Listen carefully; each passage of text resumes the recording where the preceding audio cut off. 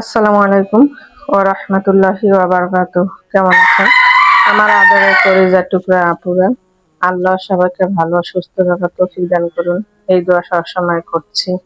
আপুরা, আজকে আমি রান্না করব ঢেঁড়স, লাউয়ের চোখলা এবং লাউ দিয়ে আমি আজকে সবজি ভাজি রান্না করব। তো ভিডিওটি শুরু থেকে শেষ পর্যন্ত দেখতে থাকুন ও আমার ভিডিওর পাশেই থাকুন।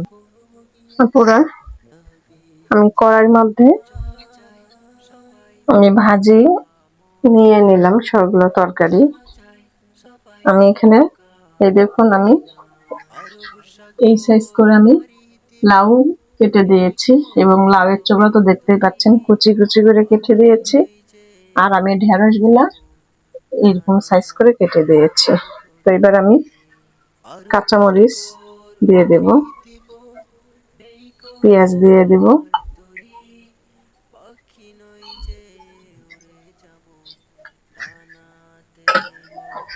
দিয়ে দিব শুটকি,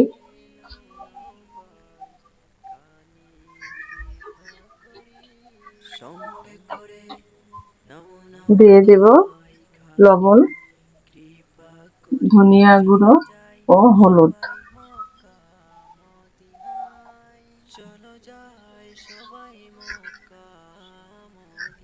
আমি সরিষার তেল এখন দিয়ে দিব।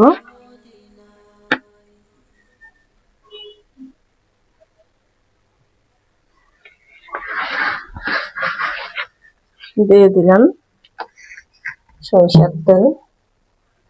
এবার একটু আমি ভালো করে নাড়াচাড়া করে দেব।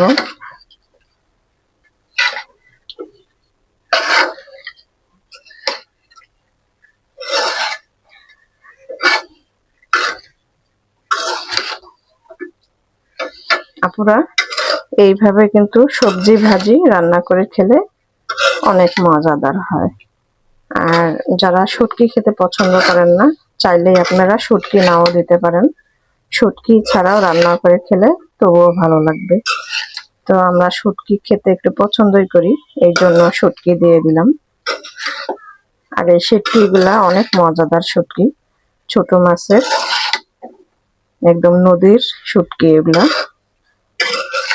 নদীর মাছ, লবণ ছাড়া শুটকি অনেক মজাদার। তো আমি মেখে নিলাম ভালো করে নাড়াচাড়া করে দিয়ে। এবার আমি ঢেকে দিব, দিয়ে আমি চুলাটা অন করে দিব। বিসমিল্লাহির রহমানির রহিম। চুলা অন করে দিলাম। আপুরা, আমি সবজি রান্না ভাজিটা একটু কষিয়ে নিলাম। এবার আমি সামান্য একটু পানি দেব, বেশি দিব না,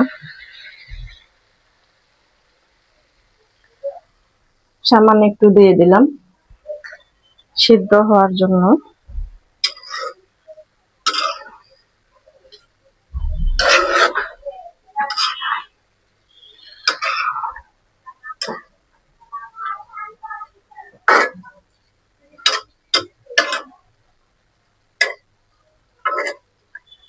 তো এবার আমি ঢেকে দিব।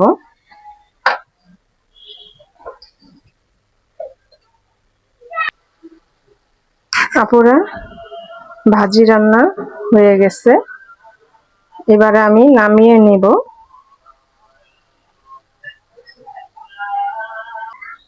আপুরা, হয়ে গেল সবজি ভাজি রান্না।